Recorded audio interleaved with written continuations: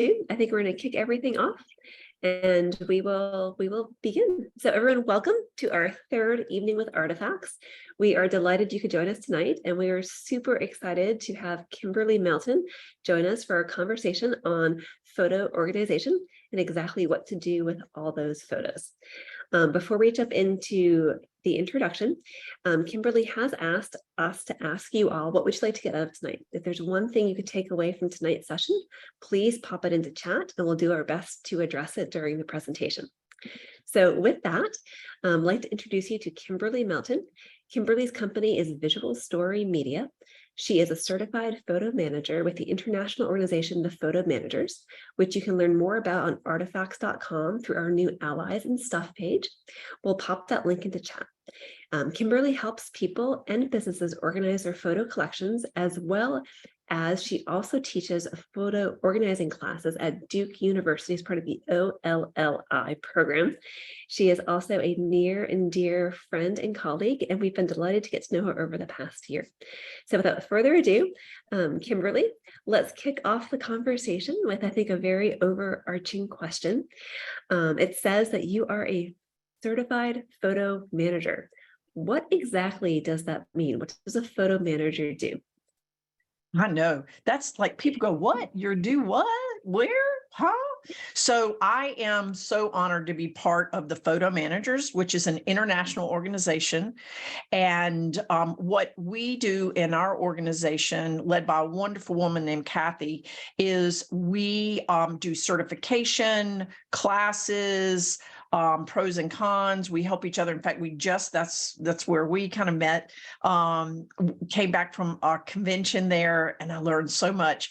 But what we do is we have certain standards, certain privacy issues, et cetera, that we abide by as photo managers. And I'm just honored to be part of the organization. But what the photo managers do, and if you go to the photo managers website, you can find a photo manager probably near where you live, or Chile or England or Australia. I know a couple, is we all do different things. I happen to be a photo manager that does everything. So just because I'm crazy. So what I do is I do three different things. I help people with their digital images, because of course we all can always find everything we want on our phone, and everybody knows exactly where all the photos are. So I help people with that. I also help people with their printed photos in albums, in huge boxes, which we'll see in a few minutes, and just any type of printed photo you have, I help organize those.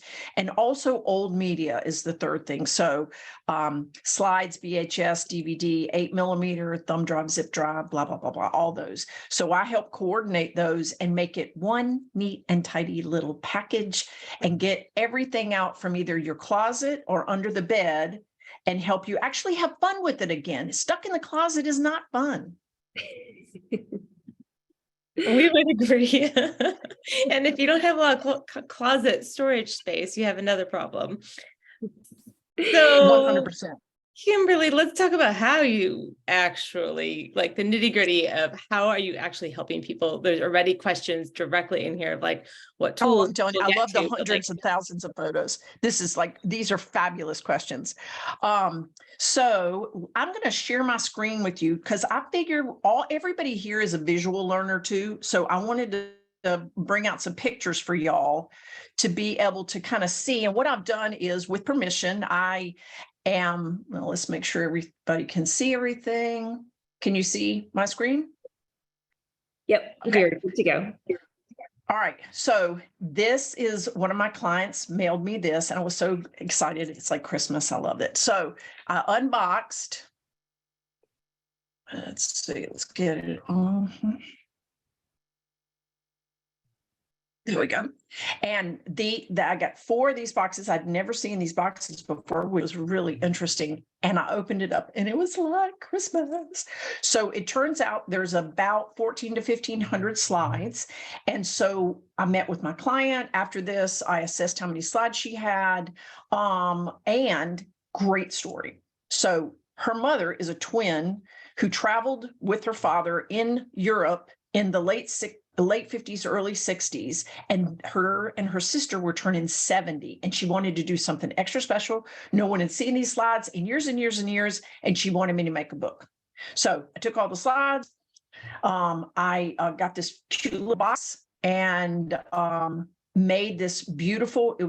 We chose a navy linen cover with one of the best pictures they had of both of them in there. So that red sweater really pops. Lots of different kinds of photo books now. So we'll discuss that. And then this is one of the pictures in the book. So we took, everywhere they went, in Germany, in England, and Scotland, and all the places. And we had a different page for each of them. And so it really brought back those memories for her and her sister. And we put together this, and she said her mother never cries, and when she opened this up, she cried. So she said, "Oh, I knew it was real good then." So that's one of the things. And one of my clients, another client, this is the toughest one I've ever had. His father had passed away about 10 years before then, and his grandmother was saying, "Look, you have got to do something with that trunk of stuff with your dad." And so he gave it to me, and there was 342 items in the box, almost exactly like this. So what I do is I label everything. We discussed exactly what he wanted to do, and that's how it started. And the screen on the right is how it ended. And he had all his stuff, and we had paperwork back up, and most of it was old MOV files or old camcorder files that we had to do. So he was super glad. Him and his two sisters and his mother and his grandmother really, really loved what we did and was able to actually live the memories versus the box of tapes that he originally had. So that was really cool. And I think, Kimberly, on that slide, if you might go back, you actually went very quickly over a very important point.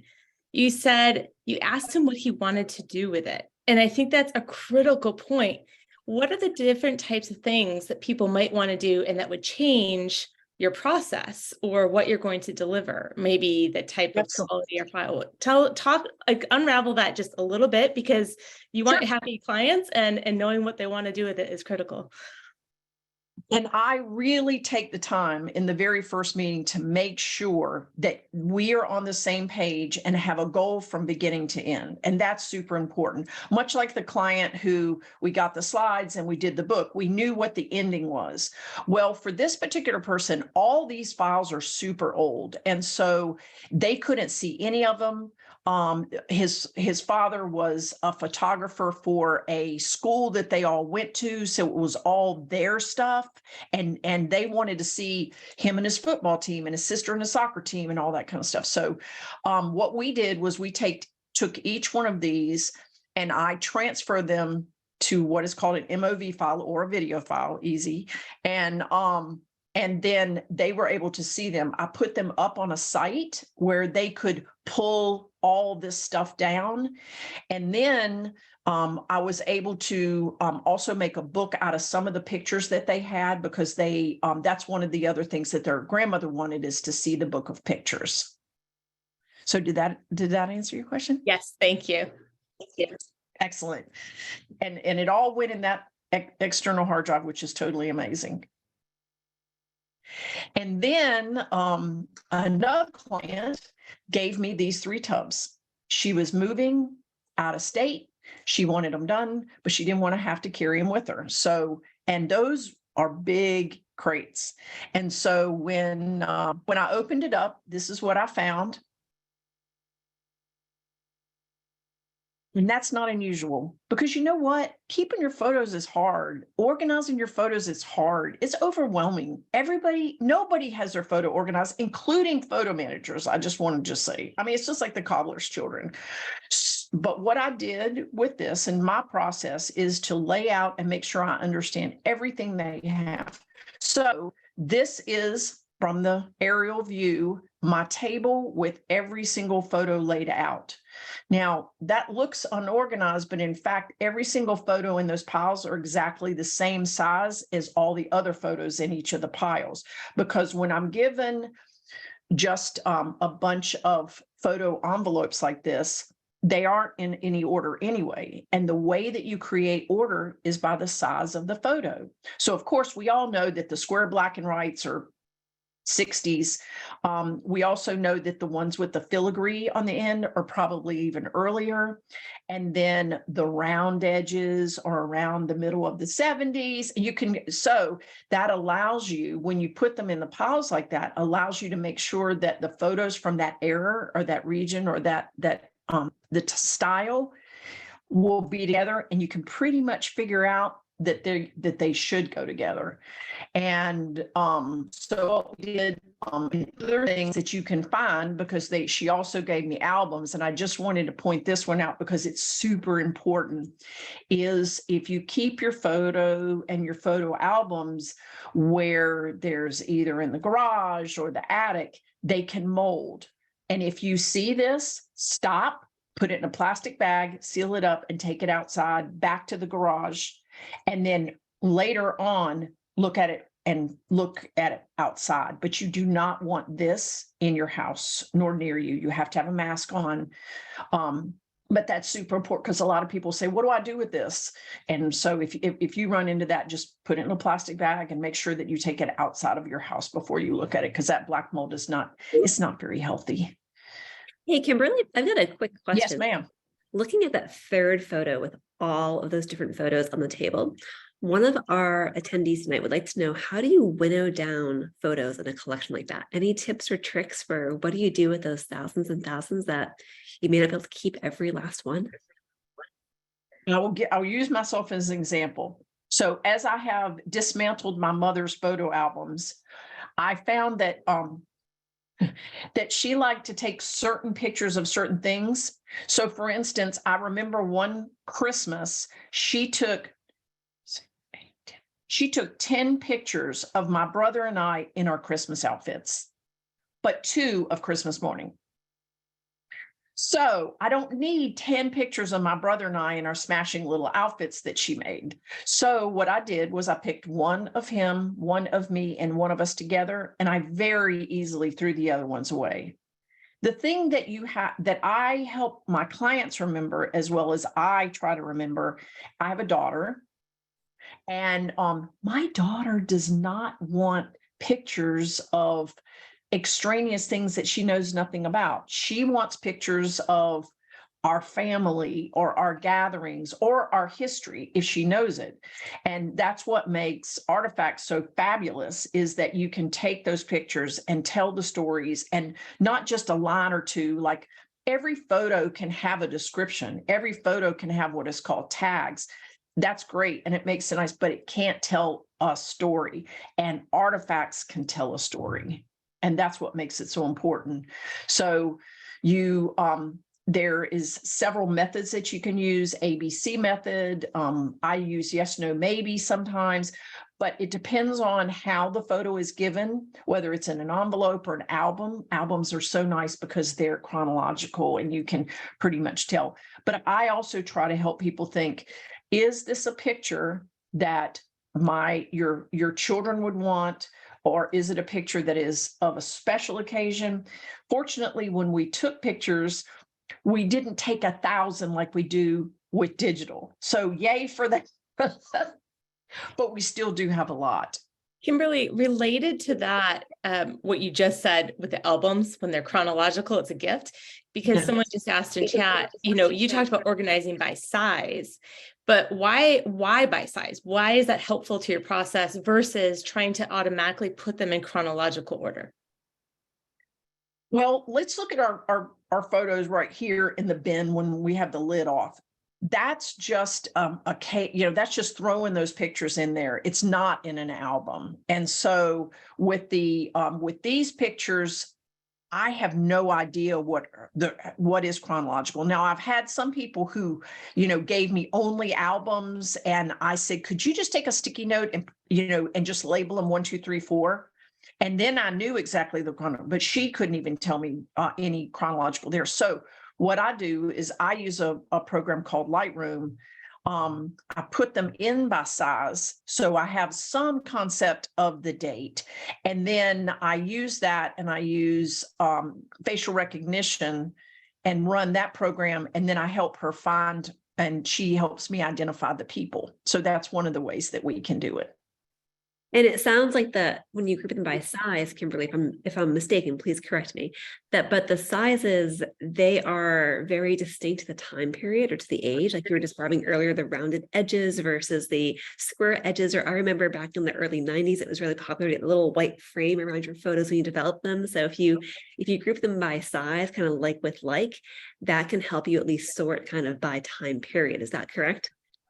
That's correct. Another thing that sometimes, and I wish it was more, but sometimes good photo processors would put the date. Now, remember though, the date is the date it was processed, not the date the photo was taken. And even if you did have one of those cameras in the lower right-hand corner that gave you the date, you just hope that that person had that date right. Most of the time they did. But sometimes they did not. Except in my family, So, it was never right. Right. So, but you can look at that date, and if it says January and there's a Christmas tree up, well, then you just know that it's the December before. So that certainly makes it easy.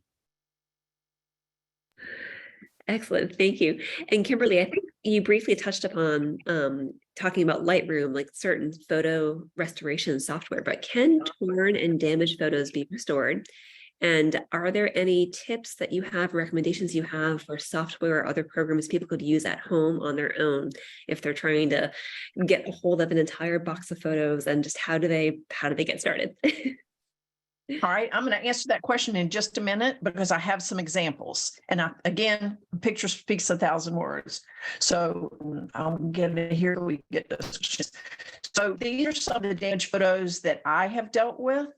The gentleman here was the father of a lady, and she gave me this photo on the left, and of course, then we did our magic and gave her the photo on the right. So if you have something that's near and dear, or for instance, I had another client that his father was 85 and he had a picture, the engagement picture of his mother, and it was, 2x3, and it was black and white, and he wanted it colorized. And so he had, of course, because it was only black and white, he'd never seen it colored.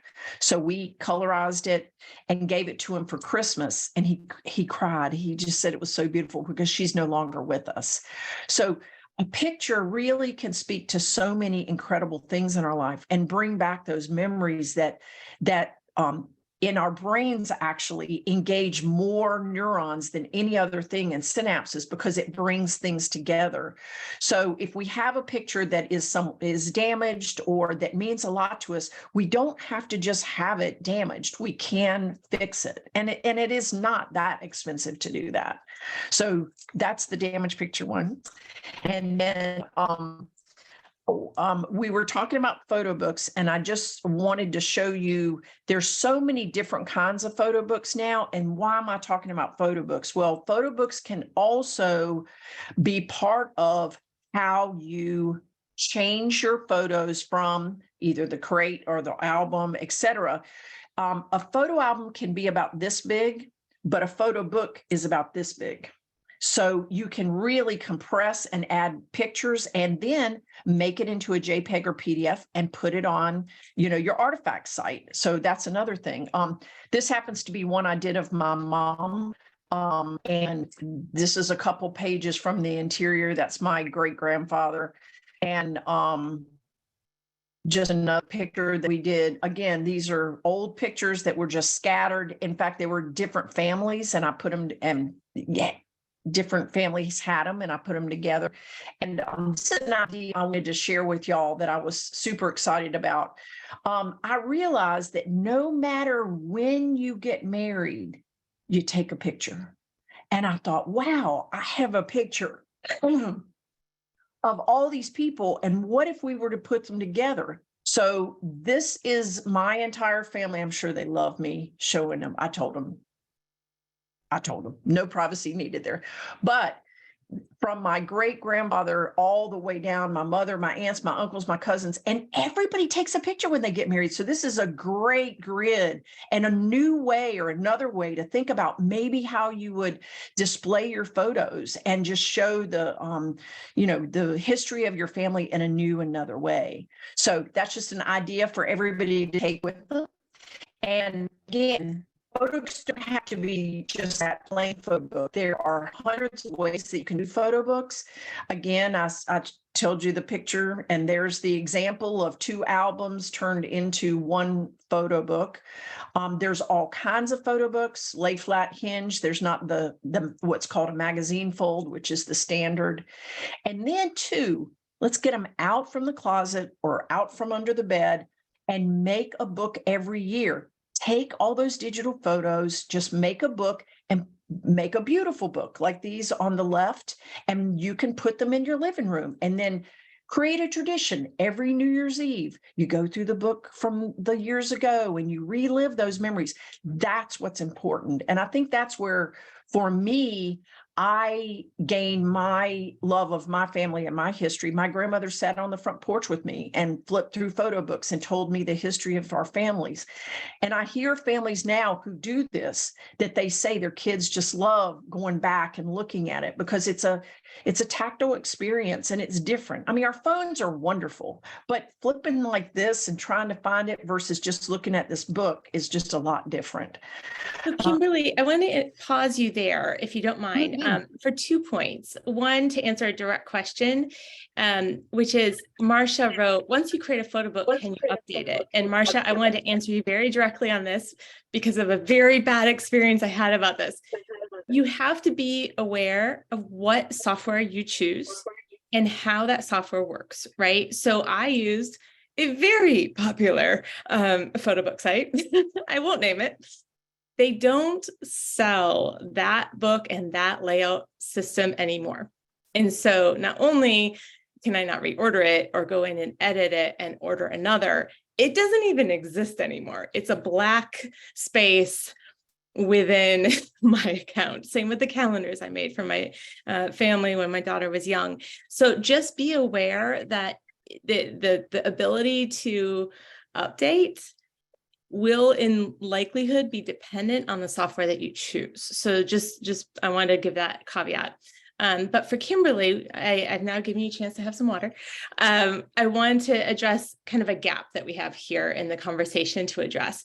So your conversation was awesome about how you reduce that volume into this one little drive. And there are probably, we can give you a tip on the types of solid state drives that you would want to use. So that's a volume question. And you showed that great photo of photo albums versus books. So there's the volume solving by digitizing it and getting it all in one place. And then there's this output for some who want photo books. How do we get there? Because if you digitize it, you still have to find a way to organize it all. And is there software out there that's going to help you do that? Absolutely. So this is our analog method, and this is my last slide. And I want to make sure that, if you can take a multitude of photo albums and take the photos out, organize them, and put them in this box. And I'm talking 10, 12, 14 albums. I mean, this box right here holds, I think, about 1,200 photos. So you can imagine how many albums that would be. So that's an analog method. Your slides are protected. All these are archival methods or native archival. Is really 2 companies that are good quality companies where they don't use glue, and you have good photos, good storage, safe storage for your photos, and not in albums that can really mess you up. But the as far as, I'm going to stop sharing so we can get out of here. As far as ways that you can do it, it depends on your technical knowledge. There are classes that you can take. Lightroom is one, but Lightroom is somewhat of a technical program, but if you take a couple classes, it makes it super easy. Another thing that you can do is also scan your photos yourselves, because a lot of people don't, they want to do it themselves. It's a project that they use. And so you have to look at the quality of what you want, your goals. That's why we talk about goals. There is nothing wrong with any of the programs that are out there. When I started, I used PhotoMine, which is a program that you can put on your phone and you can snap the pictures.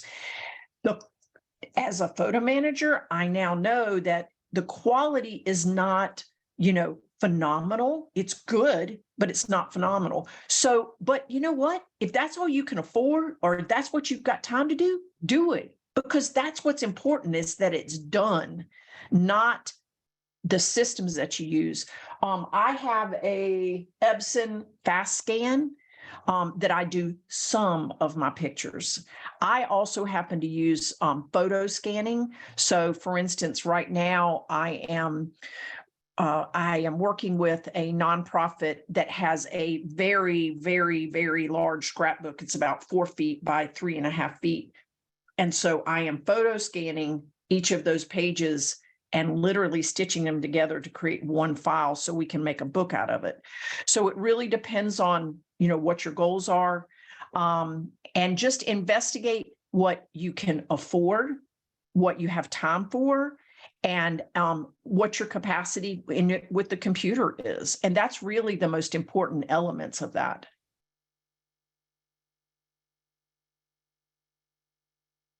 Excellent. Thank you so much, Kimberly. Are you ready for some more questions, or did you have another? Absolutely. Okay, Let's go. Well, you mentioned we want everybody to leave here super excited. They're going to get their photos organized. You are my inspiration, because I am one of those people that still has a bin of photos.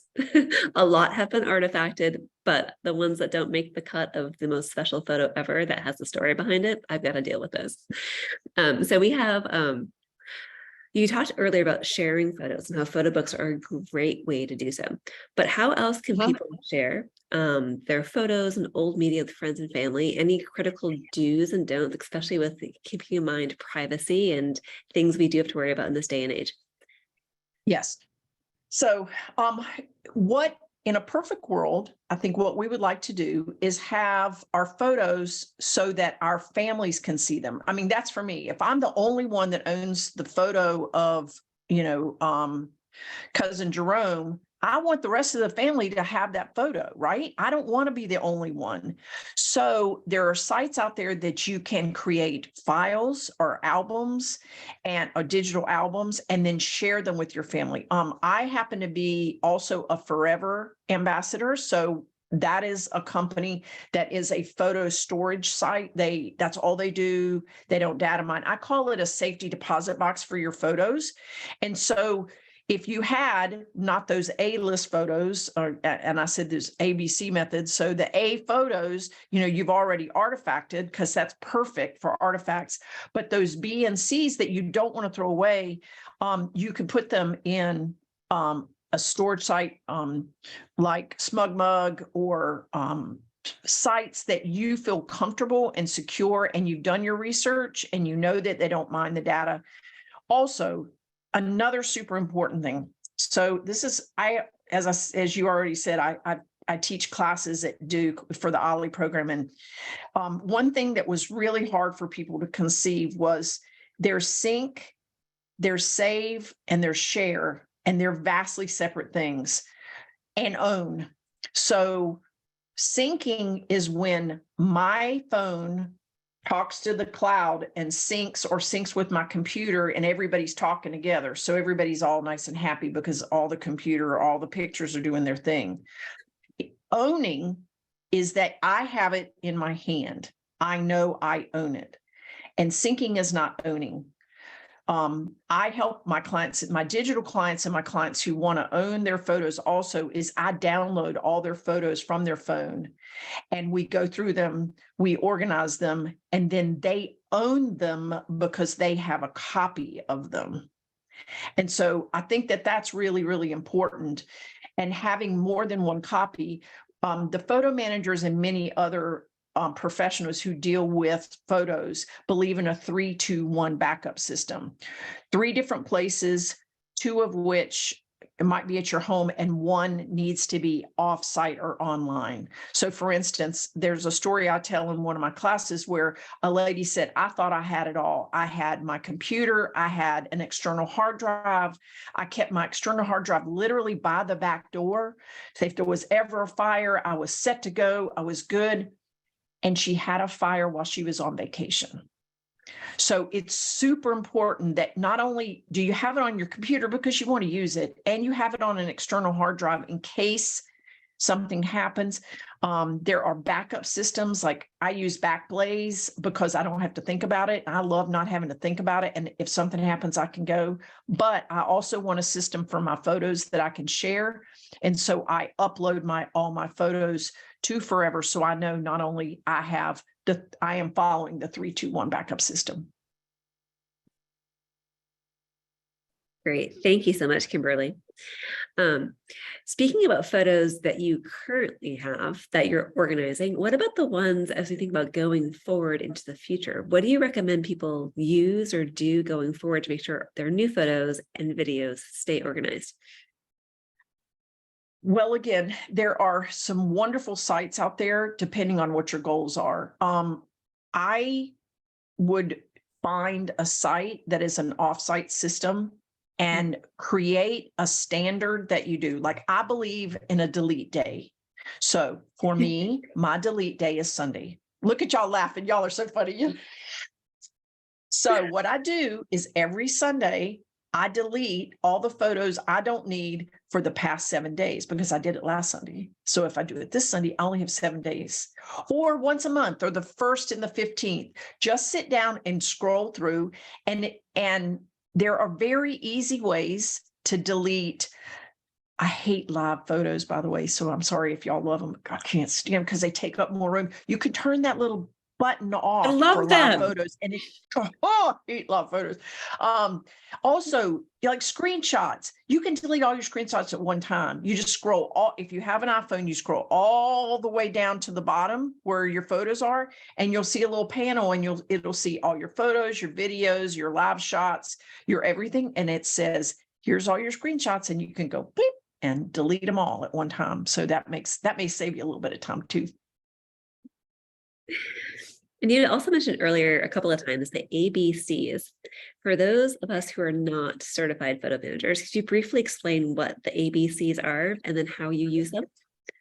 Yes, I'm going to explain it in 2 different ways, depending on what you're doing. So let's say you have an album and you have a stack of photos.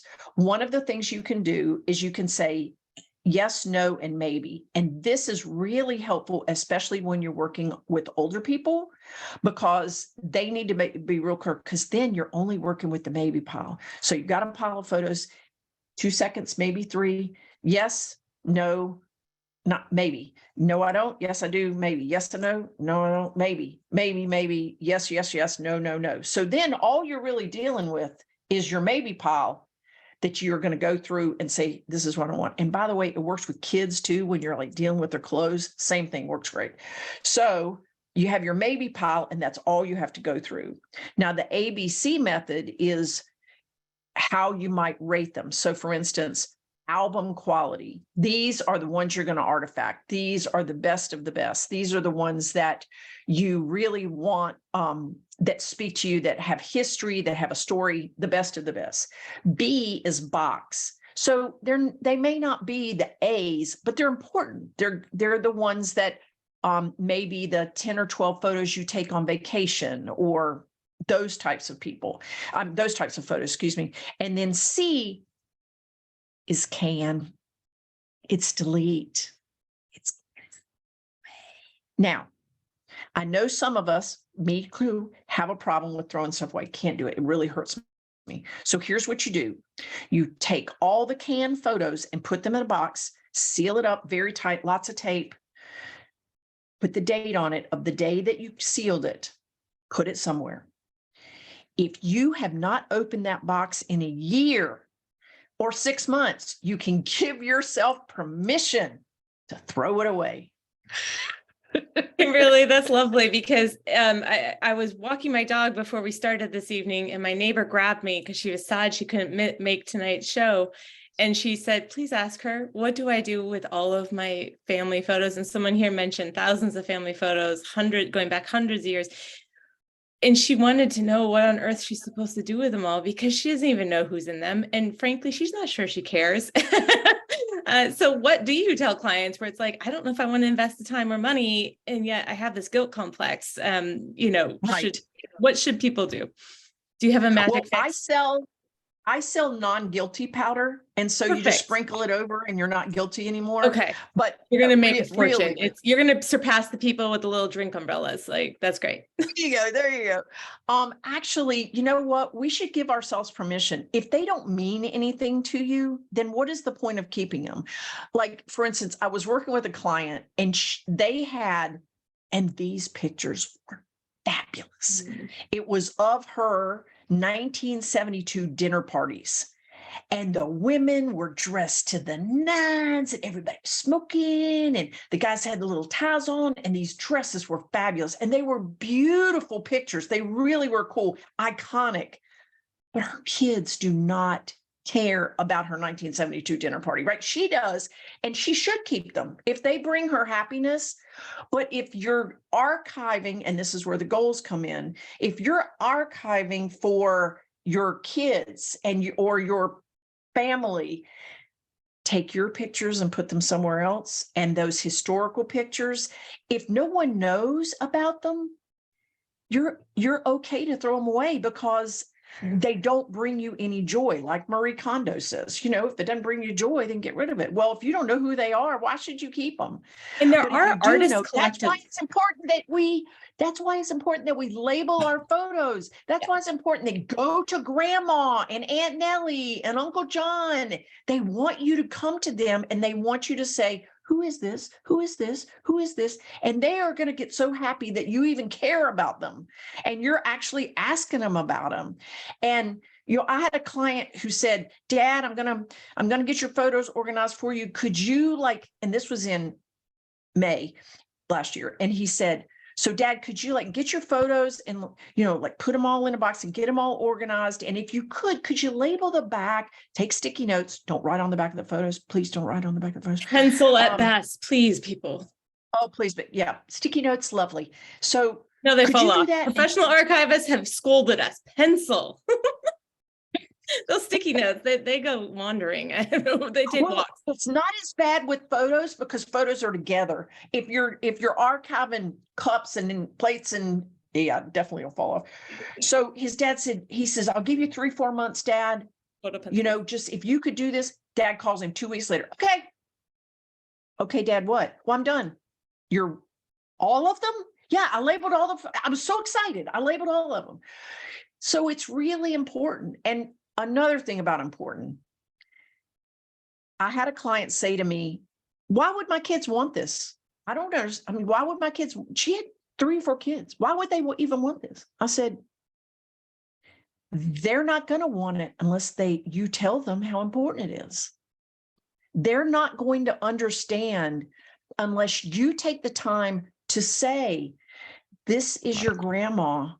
And she's standing in front of the wooden schoolhouse that was 2 miles, not kidding, from her house that she walked through barefooted. And this is X and this is Y. And unless you share that history, they're not going to want to know.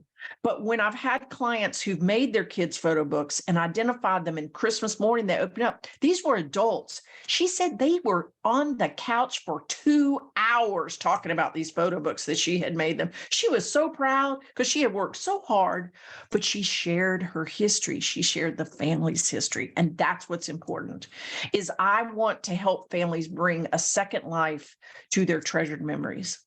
Love it, Kimberly. And I will tell folks, you should, before you throw away those really cool historical ones, I would at least Google please Google in your area. I know that here in Austin, Texas, we do have some artist collectives that will work with those photos. And we also have at least 3 historical societies that I'm aware of. And if you think it might be related to your local community history, they would love to get their hands on those photos because it tells local community history, not just your family history. And then third, consider an Etsy shop. It's amazing what people pay for an old photo because they have an art project that they want to use it for or some other purpose. But I would think about before it goes in the dump, just Google. I would recommend it. Oh, absolutely. Because some of those pictures, they're so beautiful. They're so beautiful. Yes. So Kimberly, we had a question that was kind of further up that I want to circle back to. What do you recommend for people in terms of the naming protocols for the files? Do you have your own preference? I mean, is there do's and don'ts, anything like that you can share?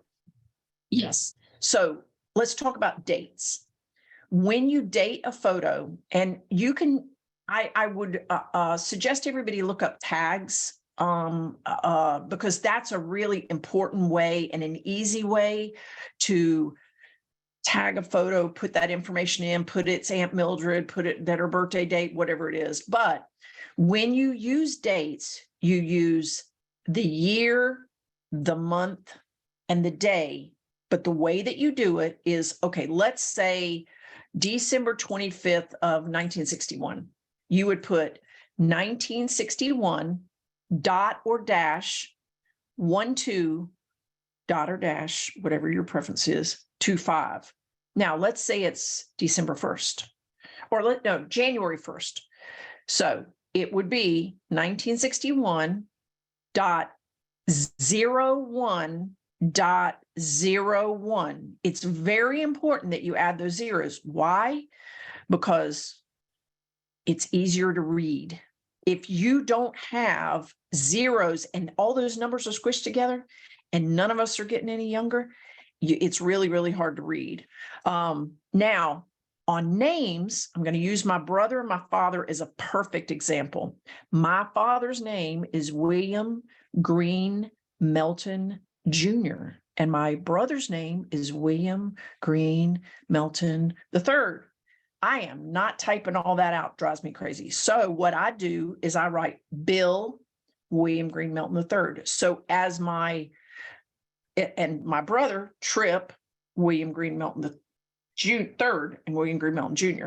So what happens is that when I'm typing, if automatically I say Bill, it just brings that up. And I don't have to continue to retype, because if I didn't put Bill, I would have to type William Green Melton and it wouldn't identify it because there's 2 until I got to the end. And I know that's somewhat complicated, but just find shortcuts.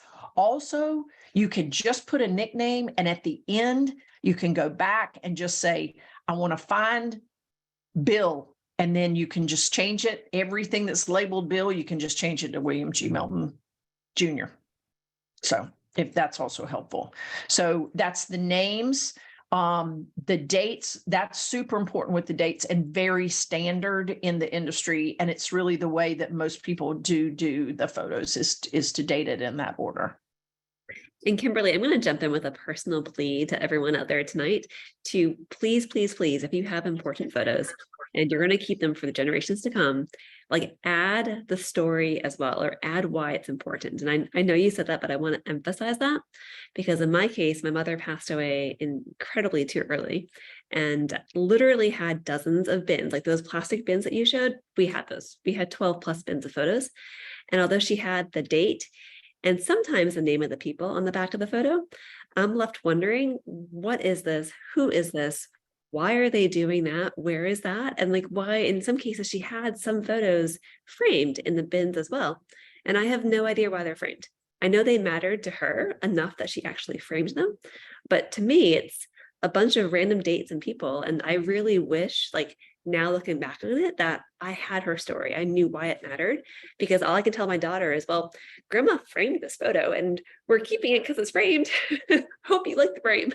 So that's just my personal request out there. And also, speaking of framed, I can take a story from that. So when my aunt passed, I went and to the funeral, and then we went back to the house. And being the person that I am, I was taking pictures of everything. And there was this one picture that was framed, and I opened up the frame because I couldn't take it with the glass, and I could easily get it out. It was not stuck. That's super important. There were 3 pictures underneath that frame picture. So don't assume, oh, I don't want this picture. We have 5 of them. Open every frame up and be sure that there's not other things in that frame. Oh my goodness. I think that at Artifacts, when we do concierge, we go into homes and we help people artifact. I think we find this all the time. You know, even my own mother was guilty. I don't know if she joined this evening, but we were going through old magazines. And one of them, she said, oh, that's the type of magazine hospitals gave to new mothers at the hospital.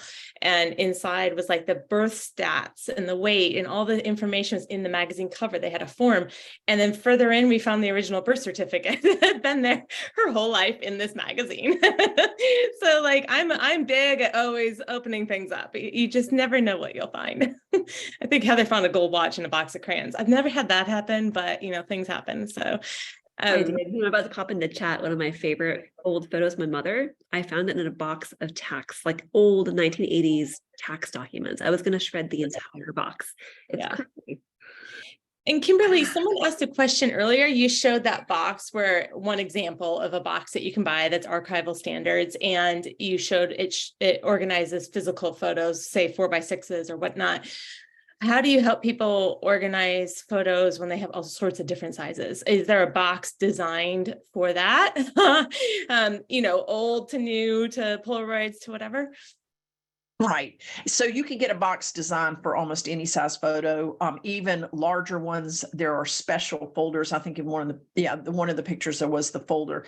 And again, if it's archival quality, it's not going to have glue. It's not going to disintegrate the photo inside. So you can be assured that would be great for, 8x10s or physical pieces of paper or larger documents. And there's basically a size for everything. Also, slides, that you want your slides taken care of. And so really you can find a box. Also, historical clothing or clothing that's important to you, or quilts. You'll want to use non-acid paper, and you want to store them in their wedding dresses. I know someone who stored her father's army uniform, and we got her a box for that.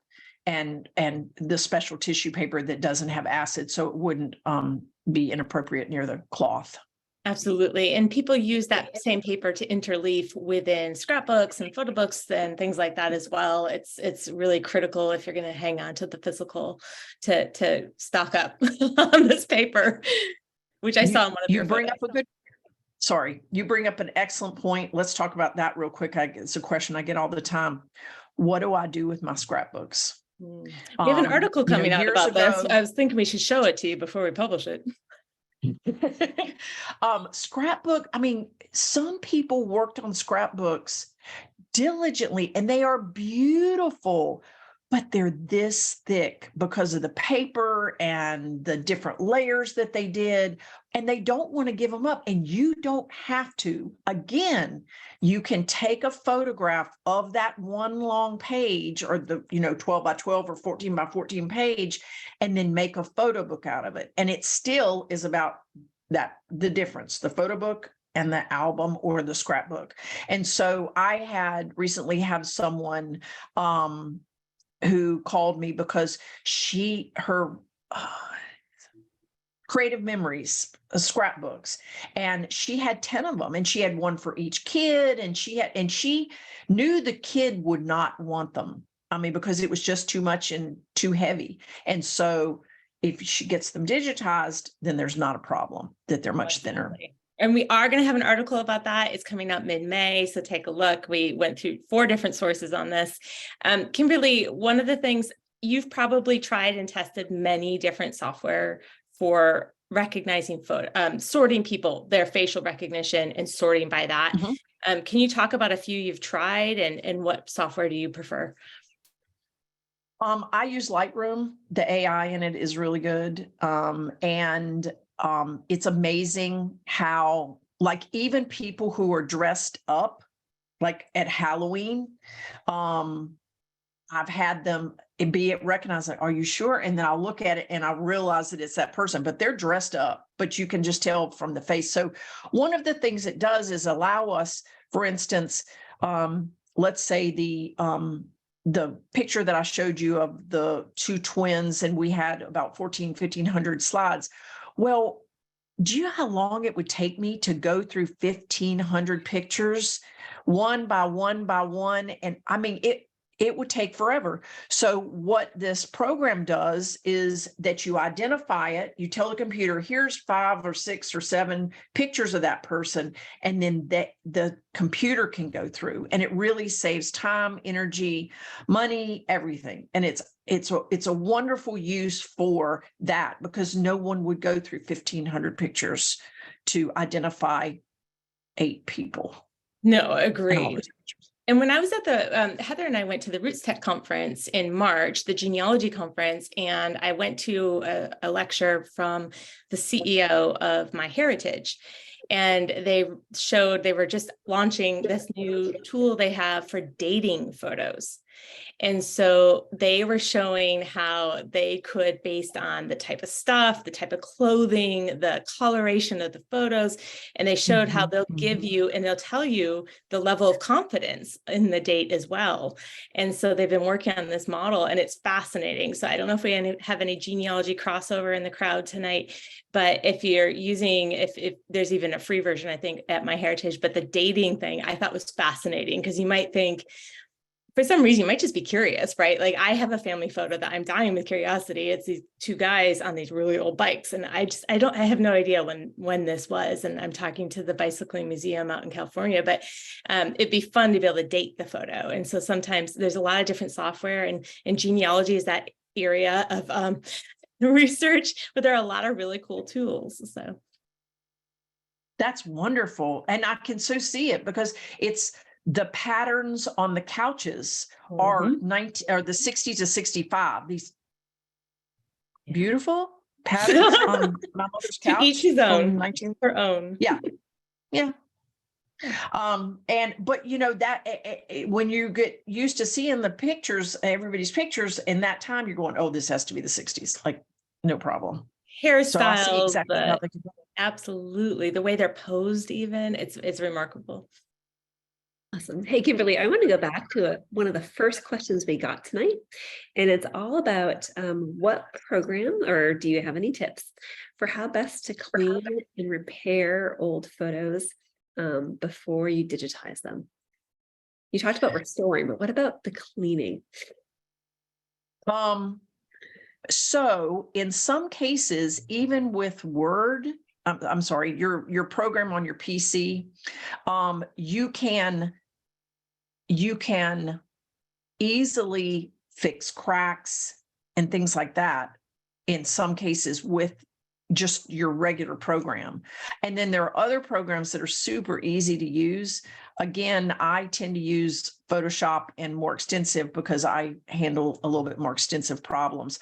But if I see, even in those programs, when I'm flipping through, if I see like a dot that's, you know, up here on a picture, and it has, you know, it drives me crazy with those little dots everywhere. I'll just quick fix it real fast to get it out, so that you really are looking at the person. Or if there's a rip, that's not hard, because most of the time the rip is in an area like this, not near a person. So it's easier to fix those kinds of things. And so you can just clean it up like that. Did that answer your question? Yes, I think so. Thank you so much. Let me quickly check chat and see if we've got any others that have just come in. No. We're good to wrap. Well, I want to, before we wrap, I do want to quickly show folks, we talked a little bit about telling stories behind photos, and I do want to put a little plug in for artifacts. So one of our many features, when you make an artifact, you can also make a QR code. And you can do this for any artifact. You can print off the QR code and you can choose your size, but it's great when you're doing, in my case, I framed this photo of my mother, and my daughter can now know why this photo is important. It's not because I framed it, but there's a story behind it. And the story, if I ever get hit by a bus tomorrow It's all right here in this QR code. She can scan the QR code, it goes back to my artifact, and then she can hear me in my own voice tell the story. She can read the story. She knows the date. She knows as much info as I know about the photo. She has it in there. And then we've also heard, I was at the Photo Managers Conference last week, and it was so exciting. It was great to actually meet Kimberly in person too. But talking with photo managers, it can be a lot of fun when doing a gallery wall or even a photo book using those QR codes. They can bring stories to life. They can bring the photos to life. You can add the audio and video. And, we're not trying to make the photos talk, but we are trying to give you your voice, tell your story and why it matters, why it is important. So again, for those A photos, I would definitely encourage you all to explore the features that we do have and see how you can add those details, those stories, the meaning, the why behind why this photo, why is it important, and how can you help it last for generations to come. And with that, absolutely. And in my artifact, I opened a couple or made a couple of my photos public just for fun. Yeah, we popped that into chat earlier so folks could see what your A photos are. But we want to say just thank you so much, everyone, for joining us.